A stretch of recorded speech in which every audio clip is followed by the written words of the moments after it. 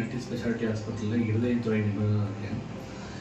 இப்போது இருதயத்தில் மாரடைப்பு வருவதற்கான காரணங்களில் முக்கியமான காரணம் கொலஸ்ட்ரால் அதிகமாக இருக்குது. அதாவது கொழுப்புத்தன்மை உடம்புல ரொம்ப அதிகமாக இருந்ததுன்னா அது இருதயத்துக்கு ரத்த குழாயில் படிஞ்சு இருதயத்தில் ரத்த குழாயில் அடைப்புகள் வந்து ஹார்ட் அட்டாக் வருவதற்கான அறிகுறிகள், ஹார்ட் அட்டாக் வருவதற்கான ஒரு முக்கிய காரணமாக இருக்குது.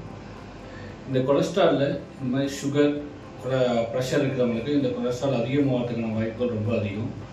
கொலஸ்ட்ராலில் நல்ல கொலஸ்ட்ரால் இருக்குது, கெட்ட கொலஸ்ட்ரால் இருக்குது. ட்ரைக்ளிசரைட்ஸ் அண்ட் எல்டிஎல் வந்து கெட்ட கொலஸ்ட்ரால்னு சொல்லுவோம். இந்த அளவை நம்ம 40 வயசுக்கு மேலே ஒரு வருஷமும் வெறும் வயிற்றில் அதை செக் பண்ணி கொலஸ்ட்ரால் எந்த அளவுக்கு இருக்குதுன்னு பார்த்து அதை கண்ட்ரோல் பண்ண வேண்டியது ரொம்ப அவசியம். கொலஸ்ட்ரால் கண்ட்ரோல் பண்ணுறதன் மூலிமா ஃப்யூச்சரில் இருதயத்தில் ரத்த குழாயில் அடைப்புகள் வராமல் இருக்கிறதுக்கும் ஹார்ட் அட்டாக் வராமல் இருக்கிறதுக்கும் நம்ம ஒரு தடுப்பு ப்ரிவென்ஷனாக யூஸ் பண்ணலாம்.